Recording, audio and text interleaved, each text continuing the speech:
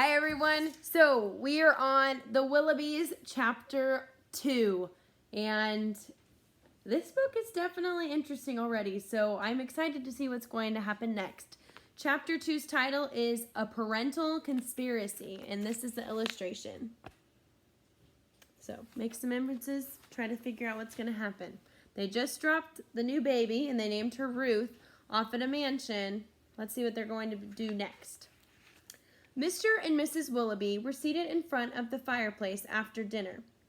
He was reading a newspaper and she was knitting something out of beige wool. The 4 children in flannel pajamas entered the room.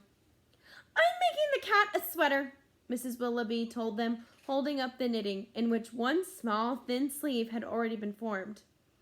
"I was hoping maybe you were making a second sweater for me and B," Barnaby A said. "It's difficult taking turns with a sweater." "I've explained and explained," their mother said in exasperation. "A, you wear it on Monday, Wednesday, and Friday. B, you have Tuesday, Thursday, Saturday. On Sunday, you can fight over it." She turned to her husband. "It's disgusting," she said. "The way children today all want their own sweaters." She knit a few more stitches industriously. "Children," Mr. Willoughby said in an impatient voice, putting his newspaper down. "Did you want something?"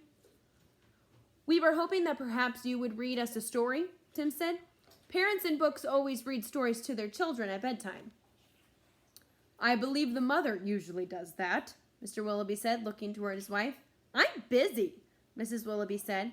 "The cat needs a sweater." Hastily, she knit another stitch. Mr. Willoughby scowled. "Hand me a book," he said. Tim went to the bookcase and began fingering the volumes that were lined on the shelf. "Make it fast," his father said. "I'm in the middle of an article about interest rates." Quickly, Tim handed him a volume of fairy tales. His father opened it in the middle as the children arranged themselves in a semicircle by his feet. They looked like a painting on a Christmas card.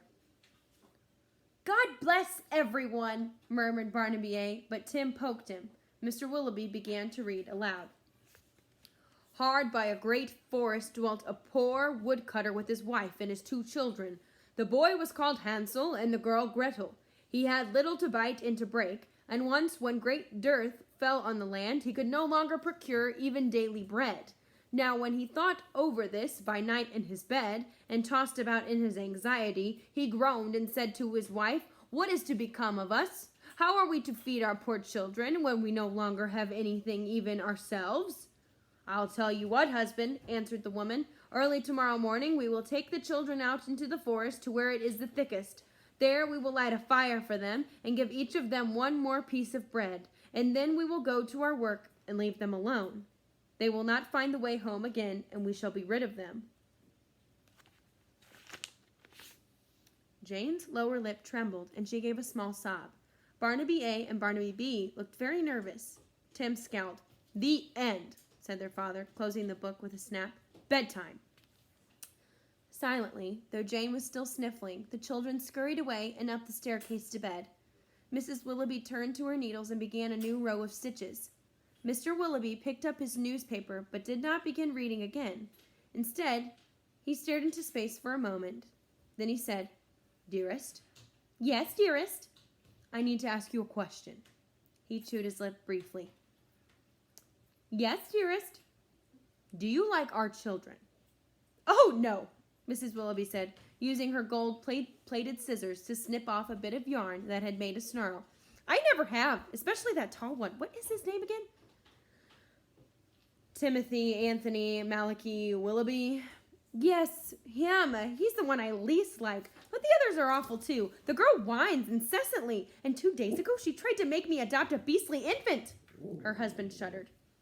"And then there are the 2 that I can't tell apart," Mrs. Willoughby went on. "The ones with the sweater." "The twins. I'm so sorry, guys. You want to see the dog that's barking? Say hi, Chewy. Say hi. Say hi, Chewy. This is Chewy. He likes to read, too." "Yes, them. Why on earth do they look so much alike? It confuses me and people. It isn't fair." "I have a plan," Mr. Willoughby said, putting his paper down. He stroked one eyebrow in a satisfied way. "It's thoroughly despicable. Lovely, said his wife. A plan for what? To rid us of the children. Oh, goodness, do we have to walk them into a dark forest? I don't have the right shoes for that. No, this is a better plan, more businesslike. Ooh, goody, I'm all ears, she replied with a malevolent smile as she meticulously dropped a few stitches to make a hole for the cat's tail. What? Oh my goodness, this is crazy.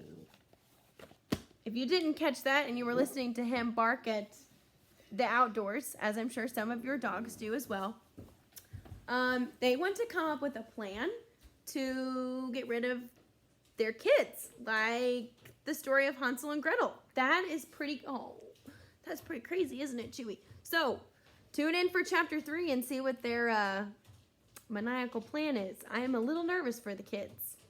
I'll see you guys later. Bye!